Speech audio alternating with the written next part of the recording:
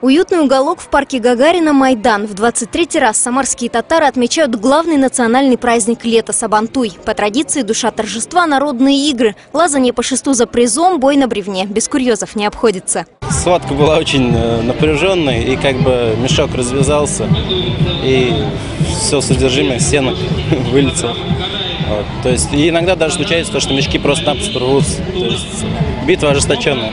Главный спор праздника – национальная борьба на поясах кереш. Судьи определяют силу и удаль участников. На ринг выходят все, от мала до велика, и не случайно множество желающих. Главный батыр уедет с праздника на автомобиле в придачу по национальной традиции с живым бараном. У нас коромысло с водой, у нас перенос яиц, значит, в чайных ложках. То есть очень много состязаний, очень много призов. И непременно ярмарка. Вышивка, национальные костюмы и головные уборы, колбаса из конины, именные сувениры и украшения. Здесь можно найти все. Мы пришли сюда на праздник, чтобы людям преподнести литературу, платки красивые, платья, чтобы люди могли приобрести подешевле, чем в магазине.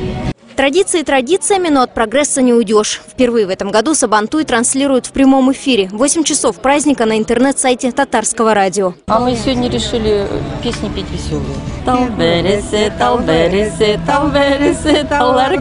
Светлана Новосельцева, Борис Смеловский, ГИС «События».